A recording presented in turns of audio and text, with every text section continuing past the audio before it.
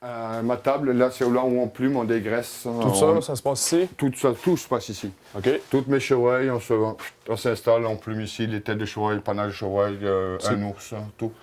Tu sais que tu prépares avant la finition? C'est tout ici que ça se passe? C'est-à-dire, là, ici, on prépare la peau. On prépare la peau pour recevoir le tannage. OK. C'est juste la préparation de la peau. OK, donc ça commence ici, Oui. on s'en va. Fur et à là-bas. mesure. Exactement. Parfait. Le point A, point B, point C, point D, en haut que je te montrais tantôt, c'est-à-dire quand le montage et finition de la bébête. C'est tout, chaque poste a un lieu de travail, si tu veux. Chaque étape de la taxidermie. Bon. Comme en arrière, là, on a des crânes. On voit des crânes.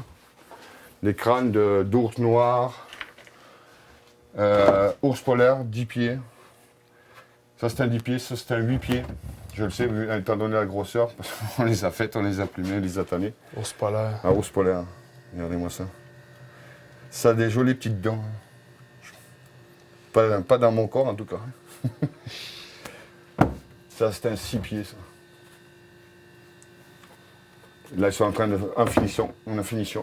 Ça, c'est des ours polaires, des ours noirs. Ça, c'est en France. Ça, c'est des loups. Comme de loups.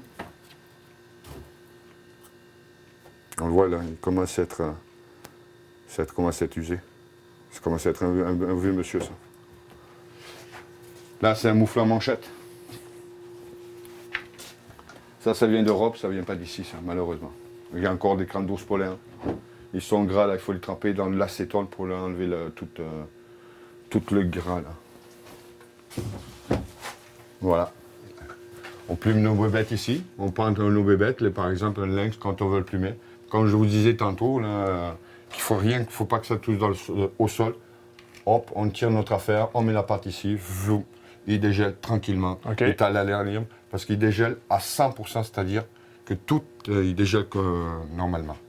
Comme les ours, c'est pareil, quand on reçoit des ours, ou les peaux comme ta peau. Ça va prendre la place à un ours ici? Alors, on peut pas par la pâte. Ouais. Mais généralement, moi, toutes les ours sont arrivés plumés. Okay. Les trois quarts du temps, là. Les seuls qu'il faut que je plume, c'est les bébés, les petits ours de 2 pieds, 3 pieds. Ça, c'est le seul. Après, sinon, généralement, à 100%, les ours sont déjà plumés. OK.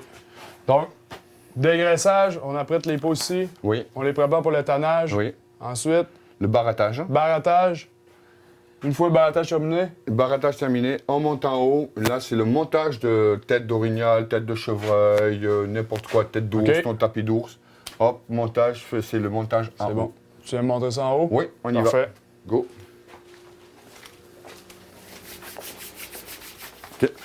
J'aurais pu te montrer, ça c'est l'eau, des pots qui sont prêtes pour le montage de tapis de loup. Ils sont prêtes, ils sont finis, final. Gris, lui? Oui, c'est des loups. Ça. Des loups prêts à monter pour des tapis. Tapis de loup. Lui, il est vraiment d'une belle couleur de toute beauté. Tu vois, comme le poil essoyé, comme je te disais tout à l'heure, le barattage. Mais là, il y a encore un peu de peignage, là, mais on fait toute la finition tout en haut. OK. Ça commence à faire du monsieur loup, hein? Oui. Ça peut peser combien un loup comme ça? 130, 140 livres à peu près. Bestiole, hein? Ça commence à faire des messieurs, ça. On met ça. Go, allez, viens, je te montre l'eau. Parfait. Tu connais le chemin? Yes. Dernière étape, 4e étape, finition. C'est que ça se passe? Yes, c'est ici que ça se passe. C'est ici, je monte tout ce qui est à la peau quand elle est prête, elle est finie là-bas. Je la monte, par exemple, pour monter une tête de chevreuil. Je la monte ici. Je reçois mes moules. Comme là, j'ai reçu des moules. C'est des moules de loup, le loup au complet. OK. Voilà. Ça, c'est... Voilà. Le client les a choisis les 2 couchés. C'est 2 loups que j'ai montés comme ça. C'est ça.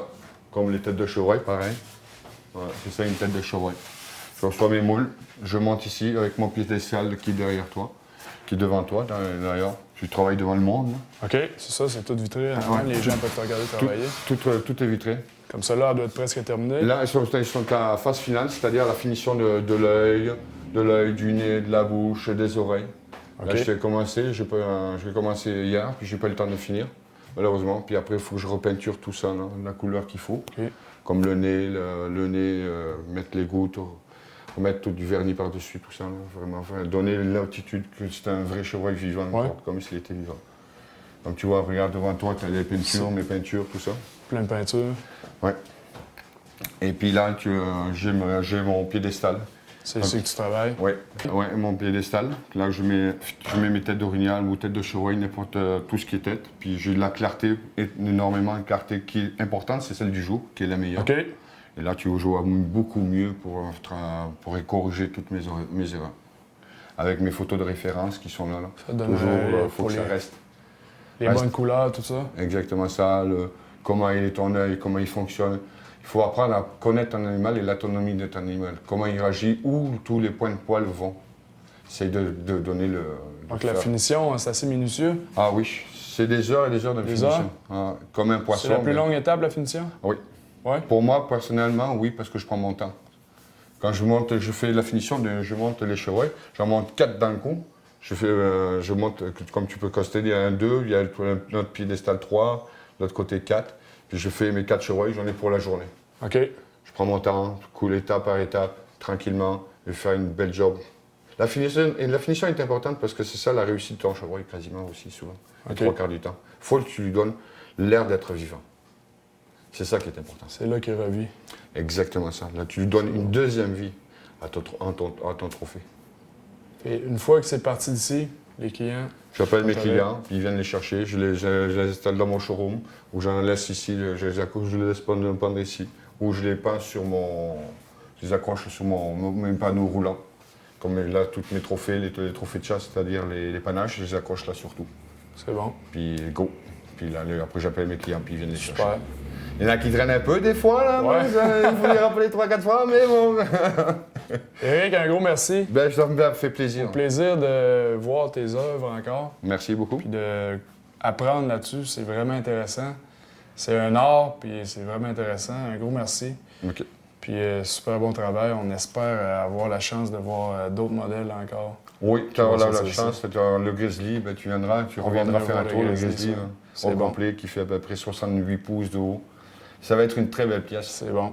C'est vraiment formidable. Et je pense que les gens ils vont encore s'arrêter pour... Coucou, Éric, je veux voir, je veux le caresser. C'est bon, on s'en va bientôt avec Éric. Un gros merci. Merci à vous. Bye.